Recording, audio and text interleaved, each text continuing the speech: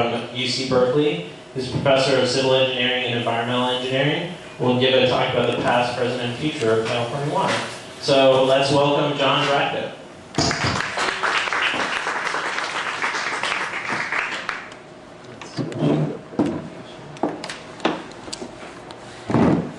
And do you have to hold the button? Yeah, I got it. Okay. You have to point it right there. And I'll be moving. All right, can you hear me? All right. Pleasure to be here. This is a wonderful concept to be in a cafe and talk about science. I've been doing a lot of work lately with Hurricane Katrina, which, as you may know, on August 29th is going to be its 2-year anniversary. And if you really read a lot about that, you find out that the politicians, the policymakers ignored the scientists. The damage, the storm and the flooding was predicted at least 2 days in advance, and they were essentially laughed at, and the models that they had. And so we really need a dialogue between the scientists and the non-scientists, and the engineers and the non-engineers. And this also reminds me of, in the 1800s, they had this series of talks called Chautauquas, of course, before radio, before television, where we had speakers touring the country, such as Mark Twain and Will Rogers, etc., just talking to people. And there's still a Chautauqua Center in Boulder, Colorado. So maybe we're going to get back to that. We're more just talking to people. I want to make this very informal. And the talk is broken up into sections: California water, past, present, future, and then some conclusions. And what I think is a good approach is that I'll do one section, and then we'll take questions, and I'll do the next section. I'll take questions, and at the end we can talk about any of the parts. And I have a glass of wine here. I've never, ever in my life given a lecture with a glass of wine. This might be a great improvement. Okay, so do I do down or up? Down. Down, okay, down. Yeah. It sometimes doesn't like to play along. Okay.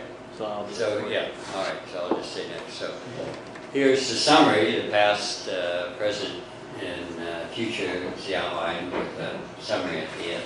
By the way, before I go on, I forgot, I wanted to, I have a current student and a former student here I'd like to introduce.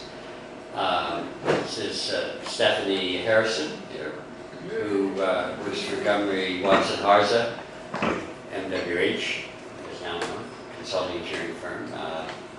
Stephanie did her master's degree with me a couple years ago at Berkeley, and her undergraduate is at MIT.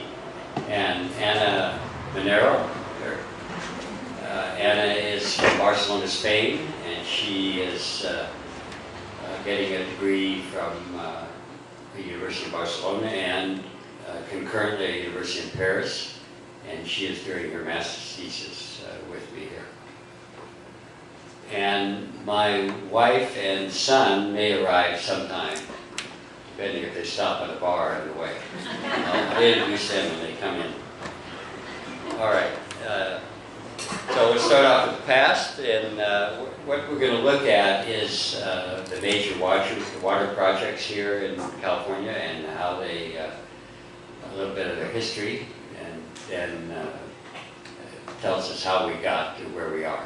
So the first one, here is the map of California, and this is the Los Angeles Aqueduct, which originated in it was diverting the water from the Owens Valley, from the Owens River down into the city of Los Angeles. This water system, which in 1988 was rated by Consumer Report as the #1 water in the nation, better than bottled water, etc., etc., comes from the Owens River It was originally planned in the early 1900s and completed around 1913. It was expanded to Mono Lake in around 1940.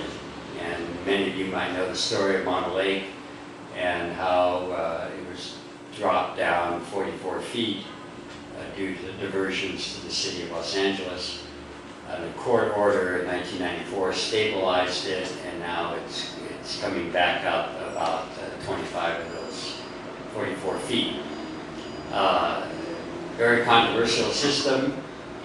The people in Owens Valley thought at the time that they were selling their land to the Bureau of Reclamation, which had just been formed around 1903. But in fact, it was water being diverted to the city of Los Angeles. I think the important thing to get from this system, besides the controversy, is that it's a very pure, clean water, parts per million, about 50. It's a gravity flow all the way from Mono Lake down into the city of Los Angeles. They generate electricity along the way. And it only belongs to the city of Los Angeles. If you look at Los Angeles County, it has about 83 cities, and the city of Los Angeles is only one of them. So when you visit Southern California, you can tell where the water is coming from by just its quality. All right. Here's some little details of it. And here's a pipeline. This is known as inverted siphon. Here is an open channel flow. Here is Mono Lake, and it comes all the way down into the city. If you drive up 395 here, which is a beautiful drive, you'll see part of the system along the way. By the way, the water system in the U.S. is all in English units, like cubic feet per second. But you'll see some mixed units in here, some metric units also. All right, next. All right, next. All right, this is so this is a city project. This is a federal project. This is Federal Central Valley Project, known as the CDP. The linchpin for this is Lake Shasta and Shasta Dam here. The water flows down the Sacramento River into the delta and is pumped into mainly the west side of the San Joaquin Valley.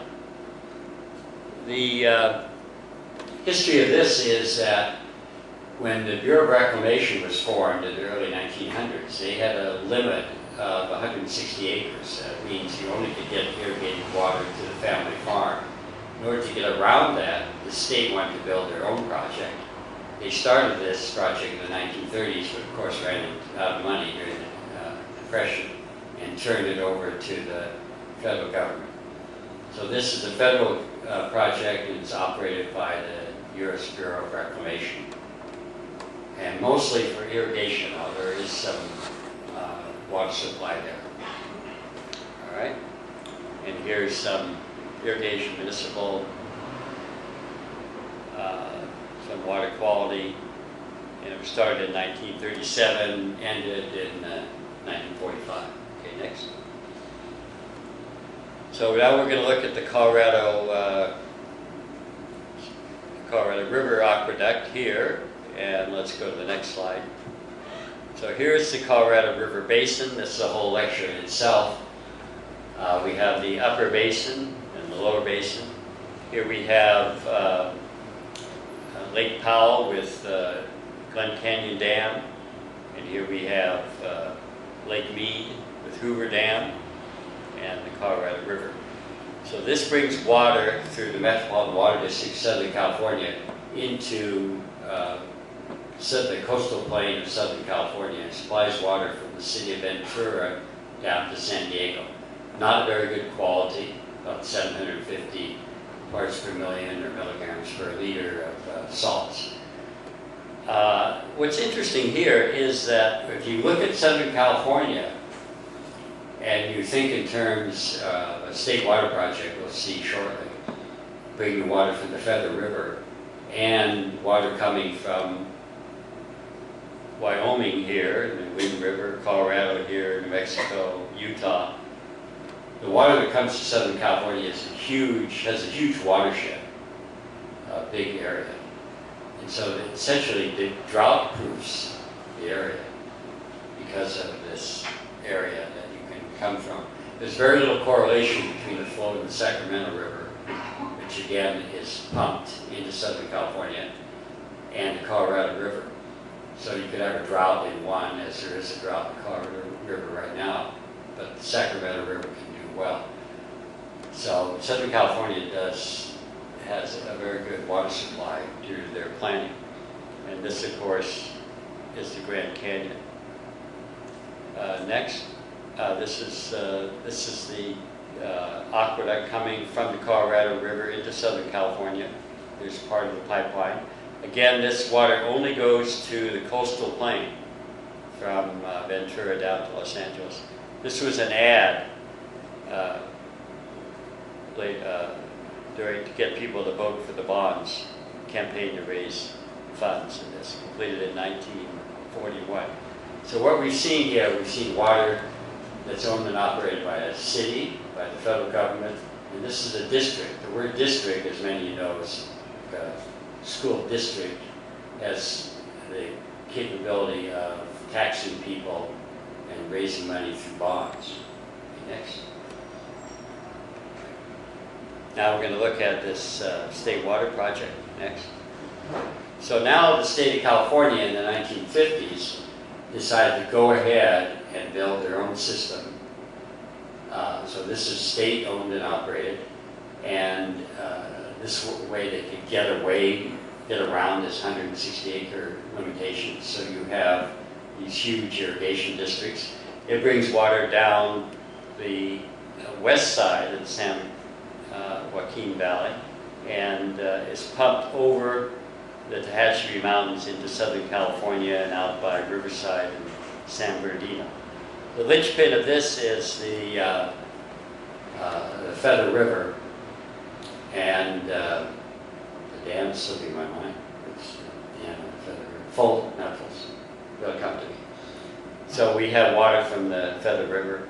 So again, water coming to Southern California has this watershed of all of Colorado, and also of this coming down the Sacramento River from the Feather River.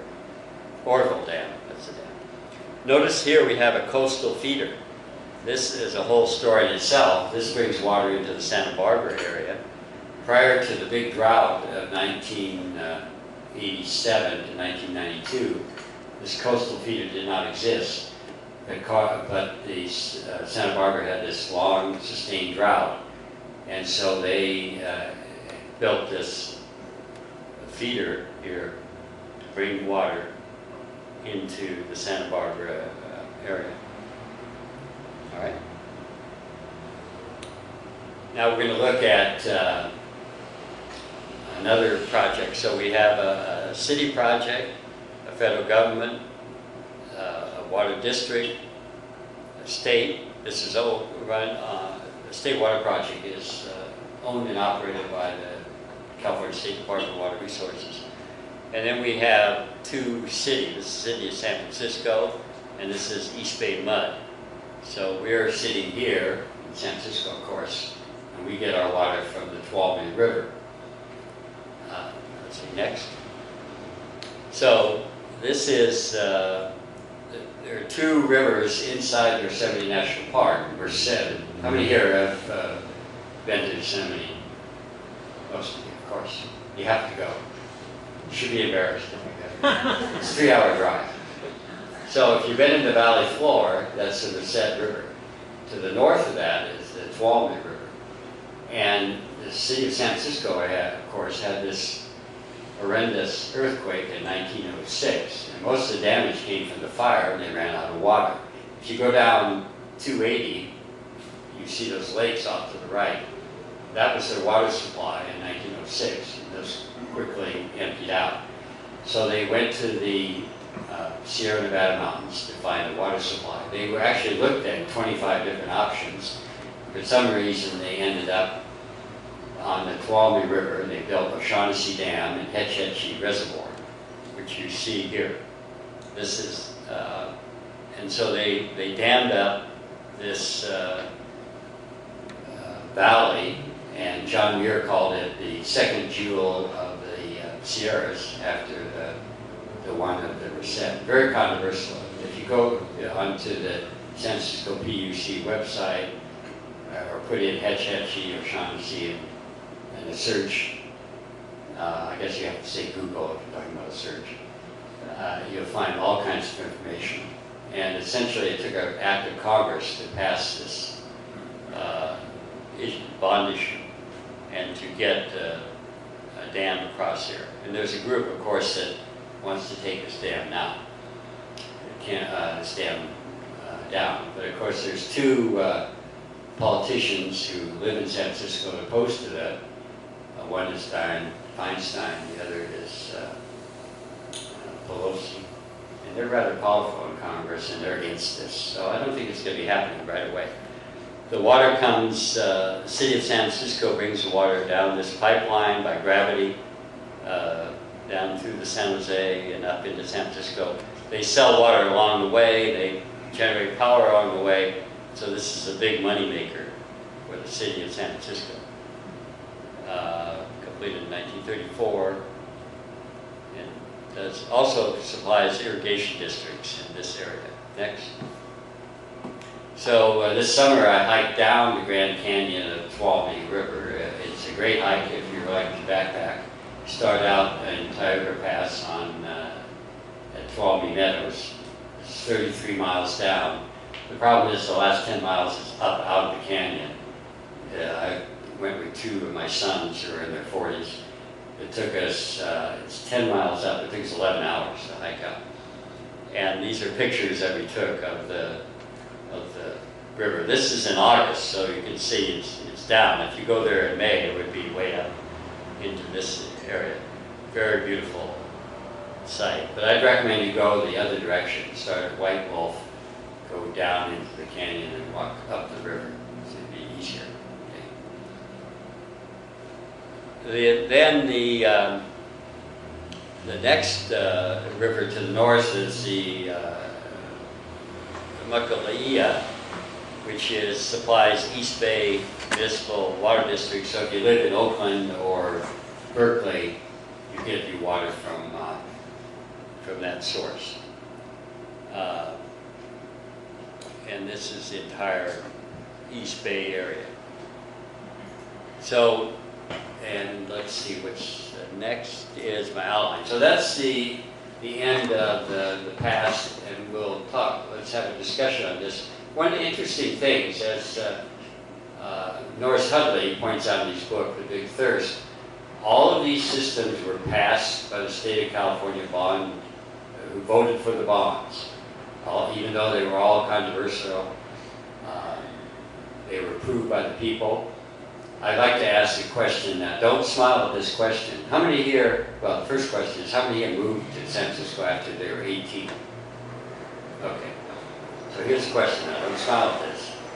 How many of you rode to the city of San Francisco and asked if there'd be adequate water when you arrived? None of you. Right? And so people in America move from city to city, expecting electricity, expecting water. They expect traffic, of course, but what they're really looking for, most people, are school districts. They want their children to be in the best schools, of course. But water we take for granted.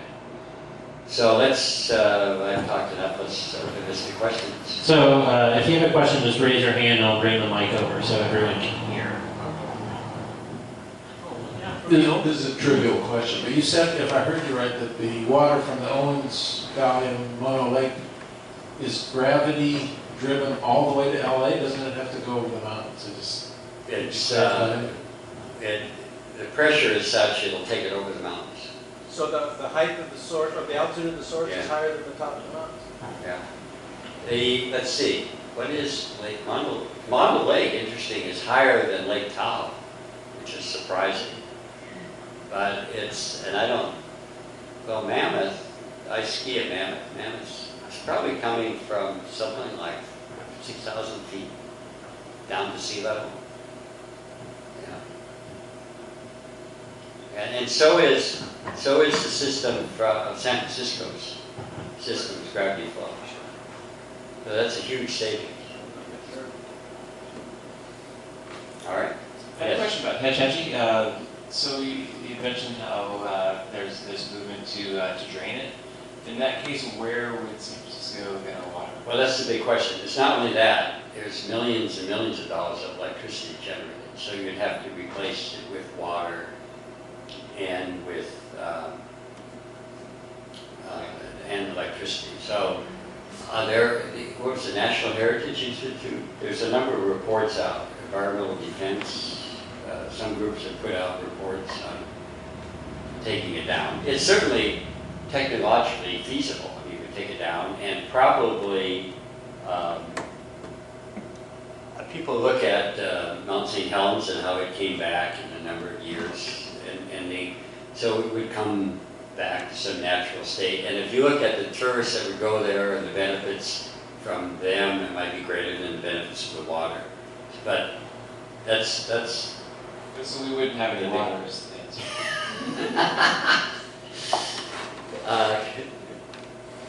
I think we're running out of rivers. You couldn't desalinate. Could you desalinate that much water for the city of San Francisco, 800,000? Yeah, it'd be a lot of money. I don't think it's going to happen, but it's one of those things. One of those things that should not have been built. I think it was probably the most cost-effective approach, but there were other places. Yeah. Okay, thanks. Hey, does San Francisco still get any water from the bodies of water inside the two? Well, they use those as reservoirs, so water is dumped into there. So is that part of the Hetch Hetchy system? Well, Hetch Hetchy is the reservoir behind the dam. So, I guess you call the whole system Hetch Hetchy. They have a Hetch Hetchy system, and then they have what they call the local system, which is like rainfall runoff that is generated within the watersheds, and that's what feeds some of the reservoirs. Okay, so the bodies of water inside the 280 is just rainfall runoff. No, They don't. They store it. They store Hetch Hetchy water in there, but it also collects the rainfall runoff. If you go there on Crystal Springs Trail, there's actually a huge fountain where the pipe attention dumps in. Is that it? That's the old water temple. Yeah. Okay, I don't know. Oh. Did everyone hear that? No. No. You want to say that? Yeah, the Hetchy Water Terminus is at what's called the Pulgas Water Temple on Edgewood Road outside of Redwood City. And it's like Kenyatta Road, just off of Edgewood Road. And that's the terminus for the pipeline coming across. And then it is the San Francisco watershed as well. It's close to the public. And they had a lot of controversy about that. There's now one area where you can actually make reservations and hike through it. It's a beautiful area to see though. But that is all that. And then, so the watershed there is part of it, but primarily it's Hetchy water. Well, it's nice to have people here, no more than I do. Also,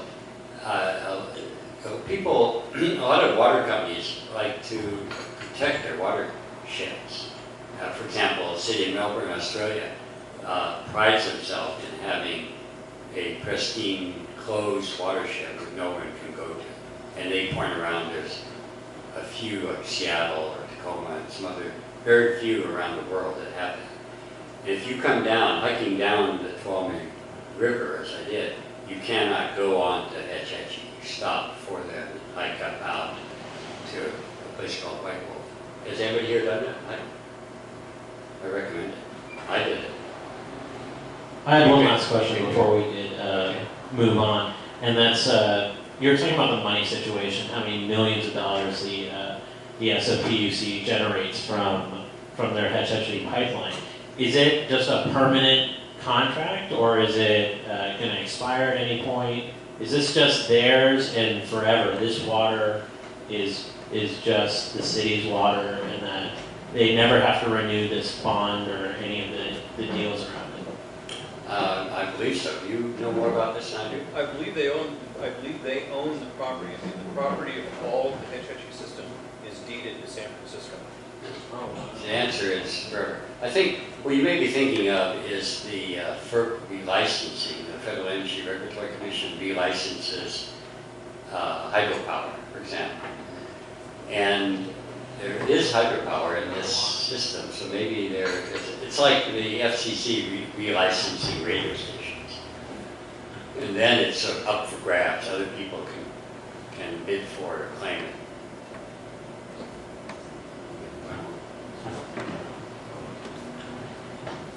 It's interesting how much power does the hydroelectric generate for San Francisco? What percentage of our power do they make? Well, it's not that, it probably just goes into a grid. And it's a good question, but I don't know the answer. Everybody have any idea? In other words, it's not dedicated to the city. Yeah, I don't know. It's a good question. I think San Francisco sells electric power. Yeah. In other words, the system generates more than they can use. Yeah. Okay, we ready for the next section? So now we have the president. So this is now, I'm doing a lot of work in Spain, and they use hectometer cubes per year, but you can just look at the percentages. So this is how the source. So we have interbasin transfers. That's what we've been talking about. There's 32%. Local projects. Other service supplies, 16%. Groundwater, 27%. And you can see recycling and desalination are very small. So this is where the water comes from. This is the mix. And it's good to have a mix, of course, because if any one source is depleted for some reason, you have other sources. Okay? And here's the demand. We have urban, 15%, ag, about half, environmental, and others. Now, environmental means environmental flows for salmon, and there's something called the X2 line in the Cardenas Straits in order to keep the salt at a certain point, not moving the saltwater wedge up into the delta. This X2 is 2,000 parts per million. So the environmental flow is not only for salmon, but to control the salt moving up into the delta.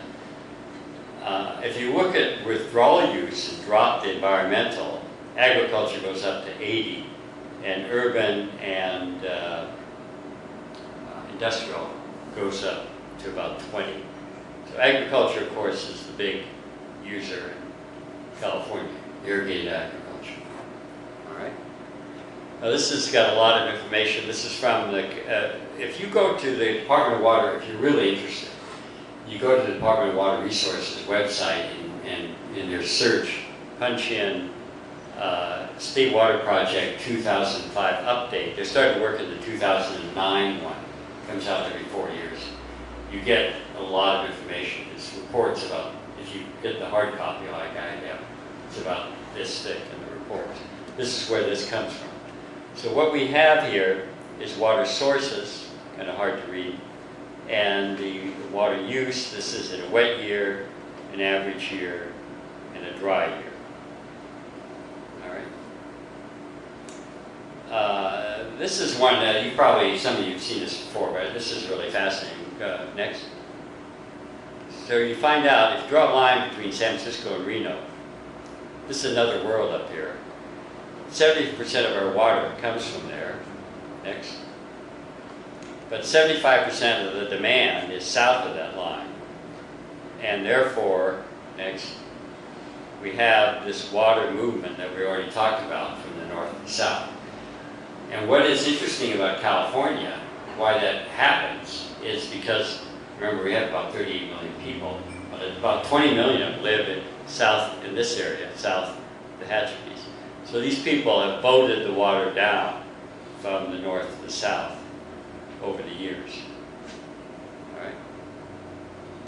This is a quote from the State Water Project. Over the past 50 years, we've been able to meet our water demands primarily through an extensive network of water storage, conveyance facilities, groundwater development, and more recently, improved water use efficiency. So this last part, water conservation and water use efficiency, is the part I want to focus on now. Next. Also, part of this is groundwater management. Remember back, we had, what was it, 37% from groundwater. So in Southern California, about 45% of the water use is from groundwater. So let's look, this is the groundwater basins. Now this huge Central Valley here and other groundwater basins in Southern California. Next. Oh, this color didn't come out very well. But we have here, this says adjudicated basins right here. In Southern California, they actually do a better job of managing their basins. If you know the San Fernando Valley, for example, all the wells are metered, there's a water master, and it's held at some sustainable level, long-term, meaning it's like a bathtub, in, out, it's change and storage. Sometimes during droughts, they'll draw it down some, wet years, they'll bring it back up. This really needs to be done in the San Joaquin Valley in particular. There are some groundwater management plans in this area, but the whole thing needs to be integrated with meters and meters on wells. The city of Fresno, for example, not have its well supply metered, its water supply metered. Okay? So sustainable water management means the sustainable yield concept. Reduce and eliminate overdraft. There's always overdraft. About a couple weeks ago, I was visiting a friend of mine who has a house up on a hill in Glen Allen area, Sonoma, and he has a well 600 feet deep. And I asked him about what's happened long term. He's owned the property about 15 years, and it's gone down about 50 feet or so over that time period. So, of course, this is not sustainable. You need to manage these basins. So there's meters put on the well, there's allocation to each individual user, and we can sustain the level of these groundwater basins. Also going to monitor the quality and the quantity and the quality, and explore new treatment technologies. We'll talk more about that in a little while. Next. So also there's a conjunctive use between is a way a surface water reservoir and groundwater reservoir can work together, where I guess as I said, in times of surplus you recharge the groundwater basin, and in times of droughts you pump this out. So when there's below average precipitation, you have extraction and recharge during above average. Okay. The other thing, water is very cheap, and it's probably hardly anyone in this room knows what they pay for water. But you pay somewhere, in California you pay between $3 and $5 1,000 gallons, except unless you buy bottled water. By bottled water, if you do the conversion, it's about $4,000 to $8,000 1,000 gallons. So there's quite a markup there. There's a lot of companies like Coca-Cola, etc., going into the bottled water business. And this is, in cents per cubic meter, dollars per acre foot is used. This is acre water, foot deep. And again, you can see that the water is much cheaper for agriculture than it is for urban use. All right. Water efficiency. The city of Los Angeles, again, this is the city of Los Angeles only, which owns and operates the Owens Valley Mountain Lake system. They've had, since 1970, they've had a 35% increase in population, but only a 7% increase in water use. We've had similar efficiencies in East Bay Mud, which we'll see, and also cities of Seattle, for example. The urban users are doing very well, in most of them, in conservation. So this has been done by new toilets. I've just read that they're coming out with a whole genre of new toilets. They're going to use less water than the current ones. Bathroom retrofits, teaching K through 12, xeriscape, which is no lawns, but reduced water use in the outdoor irrigation in your homes. Okay, so now we've done the past and the present. I would say a little bit more about water conservation, which has gone on here. We'll talk a bit more about that in the future. But this is really the way to the future. And my feeling is before we build more dams, we should do the things that I've been talking about. We should manage these groundwater basins to a sustainable level and do a high level of conservation, which we'll be talking more about in the future. But given that, let's have questions now. There we go. Do you have any Do you have any comments on using water to control development? You look at areas like Half Moon Bay, where they've really restricted the development of water to control development. Yeah, I call that pull the ladder up, Jack. I've got my house. Where are you going to live? I'm really not in favor of that, personally.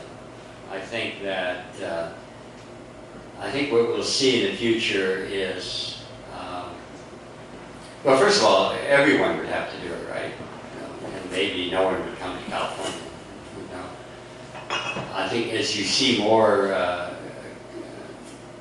concentrated people living in cities more and more, get greatly reduced water use. If you look at an apartment building with no lawns, it's using a lot less water than a 40,000 square foot house somewhere with an acre lawn. But people do that. Marin County, Goleta, California did it. I think Davis, California does it. It's very tempting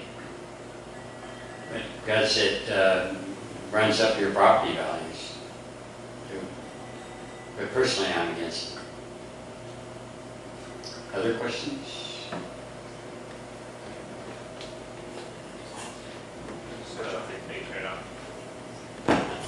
I hope this isn't too far off topic, but I just wondered how you felt about the environmental impact of bottled water usage and that sort of craze, and also just about, our, personal water filters in your house. Is that anything that's useful, considering how good the quality of water is in the San Francisco area? I'll take the latter question first. I think, of course, bottled water in your house is like Arrowhead, etc., is a waste of money. The number one customer of the city of Los Angeles is Arrowhead Water. They buy that water, and they probably filter it. I'm sure they do. Take the chlorine out. But the former question is, I just heard about this a week or so ago. This big article in the Sunday New York Times about how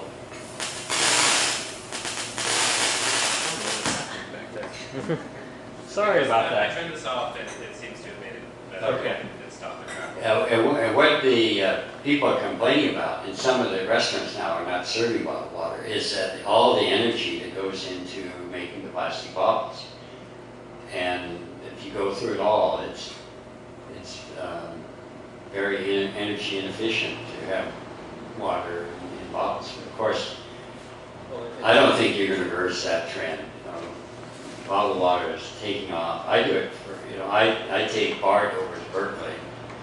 I live in San Francisco, and I walk up from downtown BART to my office for the exercise, and I love to have a bottle of water with me. So I think the train's left the station there. That's going to be hard to reverse. In spite of it. Anybody else would care to comment on that? Is it, it's a big deal now that people are going against bottled water because of the plastic bottles and all the energy required. I'm sure there's more to it than that. It's the environmental impact. Yeah. just to backtrack, I work for Procter & Gamble on the Pure product line. It's bogus. Like, this is like a main source of money for me, so hopefully the video doesn't capture too much of this. But I think it's not worth it. You're talking about the home filters? Yeah, the home Yeah. filters. Unless you're pregnant or have a severe immunodeficiency disease, in which case probably the quality of your water is not the chief concern that you have in your life, it's not worth it. The only thing it takes out is a little bit of chlorine, and some people are really sensitive to chlorine. And now they add like calcium to it to give it a harder taste, and some people notice that. So that's the only thing that's worthwhile. But in terms of like health effects, it's not. Yeah, we have all the water in the country. Well, you get the little brochure. They test for 100 different things.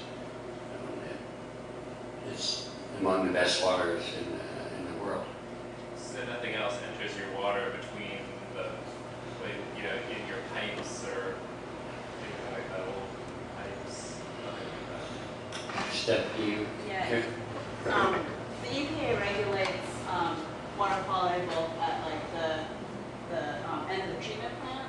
There also has like distribution system protection regulations that are sort of new, but where you have to like monitor it at taps or at sample stations that are remotely out of the distribution system.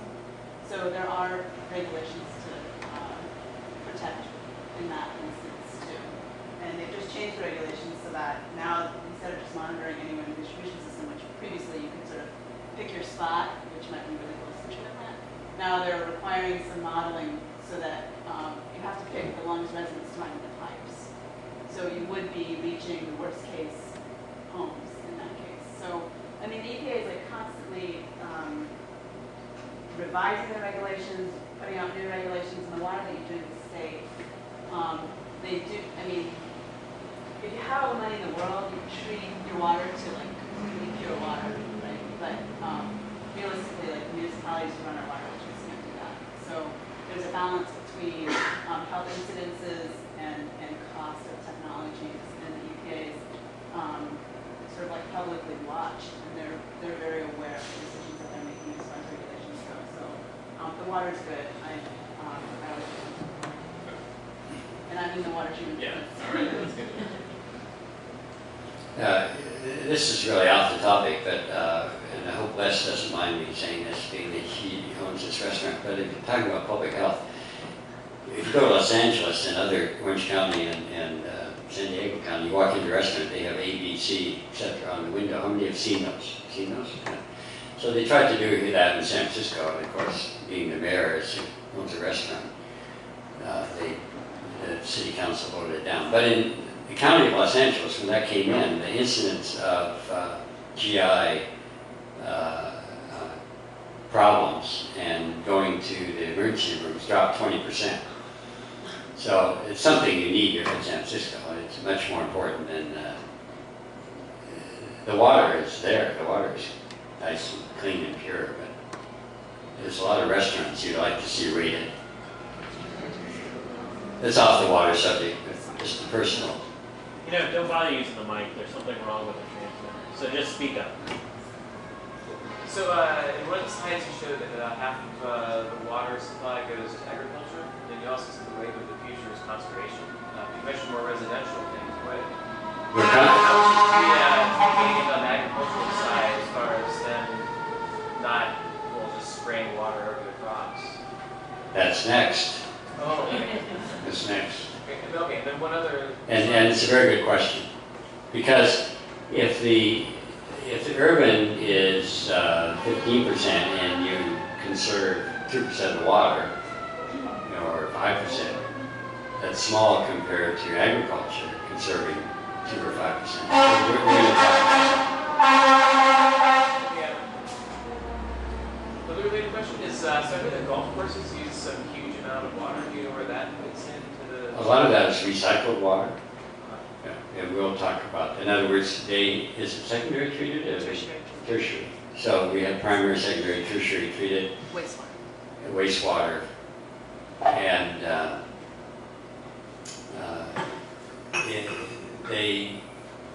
it's good for freeway, landscape, watering, and golf courses, etc. Okay? Also, I'd like to introduce my wife who just snuck in back here in the corner, Kathy. Fine liquor. She's Irish wine liquor. Kathy is, can I say, is Dean of Nursing at UC San Francisco. So if you want to go to nursing school. Okay, we ready to move on? Where did Brian go? Yeah. You know, why don't we take a short break? break? Great. We'll take like a 10-minute break, go get more drinks, more food, and I encourage everyone to talk to each other about things that interest you.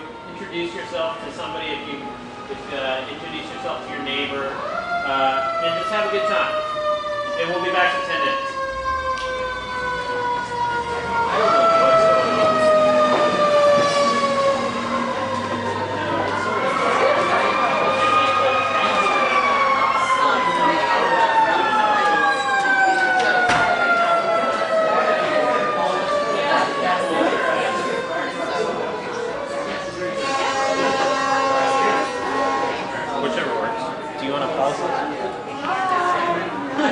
I outed myself. Maybe a colony will swarm because they feel like they're running out of space in their current location.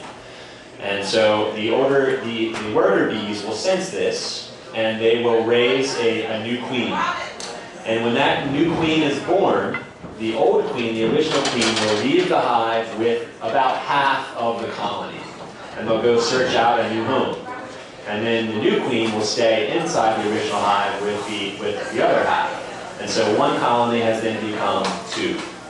And oftentimes swarms will land like on a tree branch or on the gutter of a house or on a light post or something like that. And a beekeeper can very easily go and capture that swarm. And it's not really rocket science how you capture a swarm. You basically just, in any way you can, in the gentlest way you possibly can, you try to get all those bees inside a hive box or inside any type of box, and then dump them into your hive. It's, it's blunt, to tell you the truth, but it works. And the rest of the colony will follow the queen bee. The queen has a pheromone, a scent that sort of identifies the colony with her. And so once a queen is inside a hive box, the other bees will sense that and they will follow her, and you'll see bees just sort of marching into a hive as if they're in an army marching to battle or something, or some other metaphor.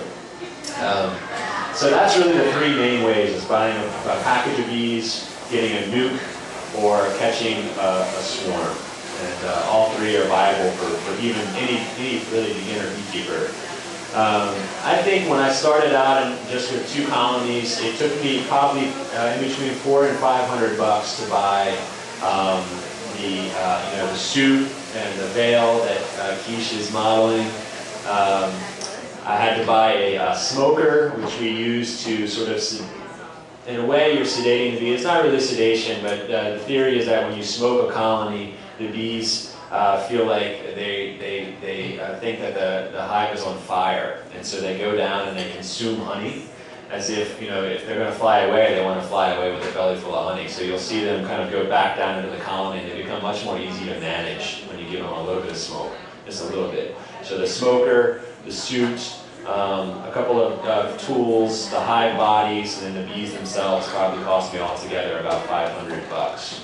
And if I were to sell all the honey that I'm producing this year, I could probably make that back in just a year, to tell you the truth. So I'm not going to sell it. I'm probably going to give it all away and eat it, but I could make it back really quickly if I wanted to.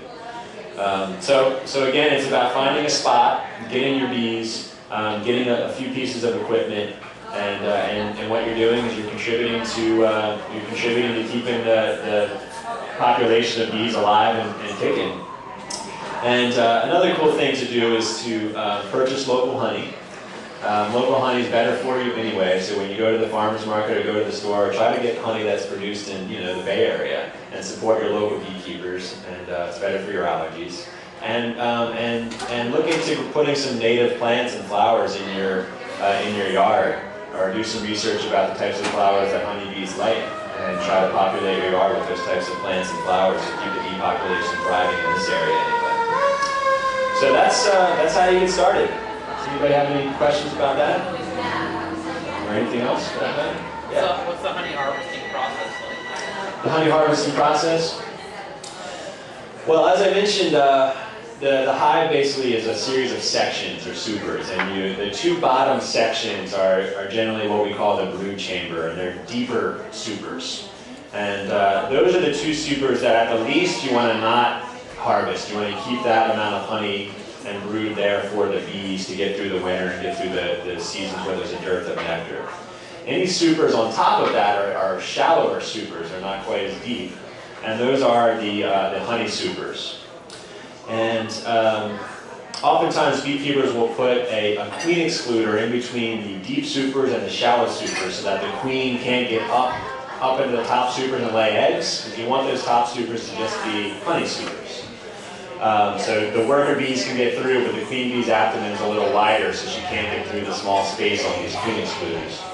And basically the process is, when you're ready to extract honey, you go out and I think the easiest way to do it, I'd be interested to hear how you do it. The way that I do it is I take a fume board that has a kind of a nasty scent on it that the bees don't like, and I put it on top of the hive. And all the bees will drive down into the bottom of the hive. They'll go out of the top section of the hive, and then I can remove that top section, and there won't be any bees in it, or just a few bees in it. So I have a full super of honey with 10 frames, all full of honey. Take that home.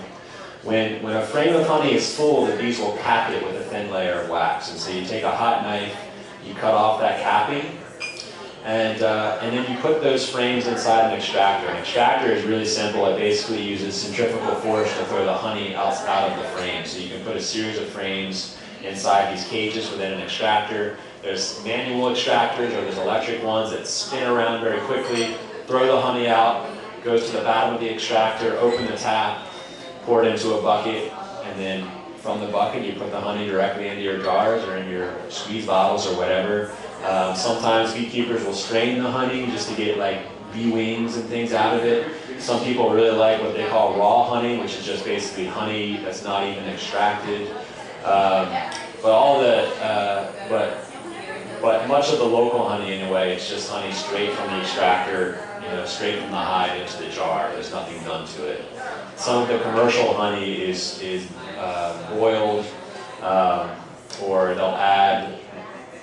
What are the commercial, the large-scale commercial beekeepers add in the honey to get more out of it? They don't add anything to it, but they run it through very, very fine filters. Run it through filters. They heat it, run it through filters. Yeah. And that's the extraction process. And oftentimes you'll see honey that's crystallized, that's turned into what it looks kind of like sugar. Now honey never goes bad. It will never go bad. It won't spoil. You can always eat it years from now. It will be fine, but it will crystallize. And that's okay. Some people like crystallized honey, but if you want to turn your crystallized honey back into liquid honey, you heat up some water almost to the point of boiling hot water, turn off the stove, and then put your jar of honey directly in the hot water, and that crystallized honey will turn back into liquid honey. What about the comb? Do you do anything with the comb at all, personally? I personally don't harvest comb honey, but a lot of beekeepers do. I love comb honey, great on biscuits, and that's a different kind of frame. The frame that I use is just a frame of straight comb, but there are specific frames that have been designed to make it easier to actually harvest sections of comb, where there's sort of a hollowed out circle inside the frame, and the bees will fill that, and it's easy for the beekeeper to just sort of cut that out and extract it. But I've never actually harvested comb honey before. Yeah? So do you have the extractor in your home or in your yard? Or? I'm a member of the Alameda County Bee Association, and the Bee Club has an extractor that the club members can use. So I just borrow it over a weekend and extract all the honey over a couple of weekends. And the other thing was, I'm not sure if you mentioned this at the beginning or not, but what was your impetus to start doing this, or like what made you decide to do it? Yeah. When did you start? Yeah, I started when I was just a kid. My dad was a beekeeper, So when I was just growing up, I was always helping my dad move hives or extract honey, and then I always enjoyed it ever since I was just a type. So it made sense. And then when I went to when I left home and went to college, I lived in this group house, and we had a couple of hives in our backyard, and ended up being an amazing place for bees, amazing nectar sources. Our 2 hives produced about 100 pounds of honey each in one season for 2 years in a row. We sold all the honey on campus under the auspices of saying that we were going to use the proceeds to do a campus cleaning project and buy trees and do some tree planting and stuff, and then we just ended up buying a lot of cakes. So it was worth it. Yeah. More questions about colony collapse or anything else mentioned? On the right side there. How do bees make royal jelly? Royal jelly is a natural byproduct of the bee. So royal jelly is sort of something that bees produce through sort of adding a series of enzymes and proteins, and it's sort of a natural product that bees produce in their bodies. I don't know the exact science behind the royal jelly, but it's sort of the same way that bees produce wax. Bees have wax cells underneath the wax glands that they produce. They also produce royal jelly through, it's a different product obviously, but it's something that the bees produce from their body. And honey is basically, almost 100% nectar. It's when nectar is brought back to the hive, it contains a fair amount of water. It's mostly water, and bees basically evaporate that water content down, add an enzyme, a natural enzyme from their bodies to it to produce honey. So it's almost just nectar straight from the flower, to tell you the truth.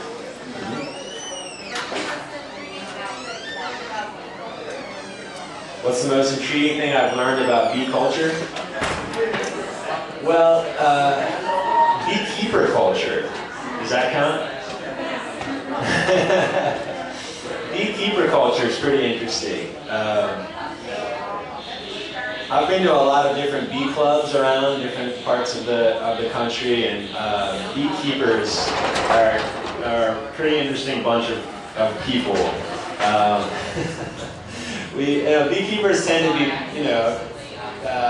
fairly eccentric in a lot of ways. I'm usually the youngest person at a bee club as well.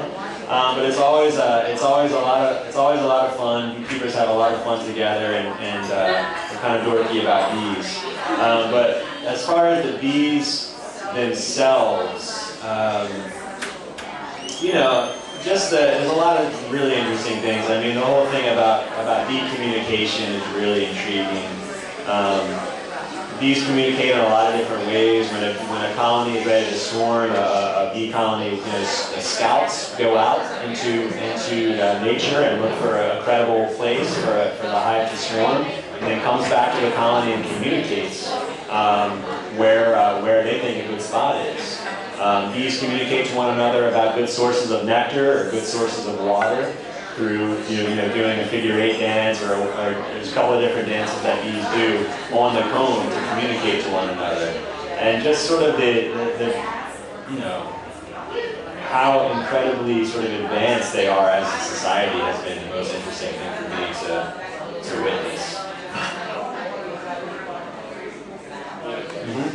So, okay, I don't want to start a hive, but you mentioned planting native plants and the positive impact that would have. Can you expound upon that? Like, why is planting native plants going to help, and how is that going to, intersect overall bee health?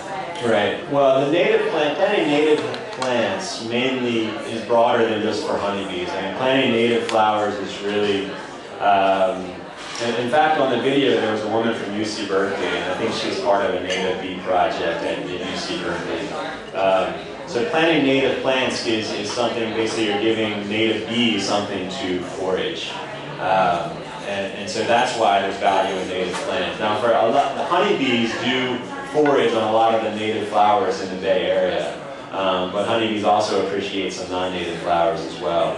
So the reason I mentioned native ones is just because sort of across the board for Bay Area foragers, the best way to attract those foragers to your yard or to your garden is by planting native plants, native flowers.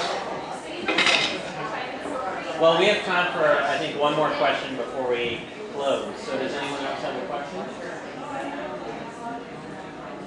No? Any last comments then, Timothy? Thanks for having me.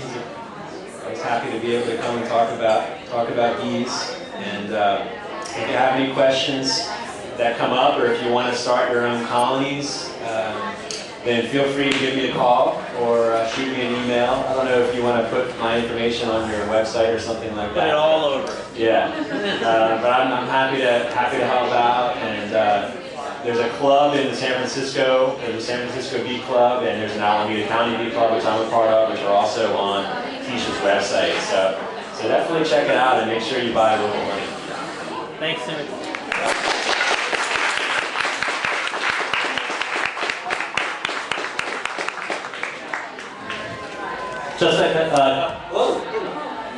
Just a couple of closing remarks before we wrap up.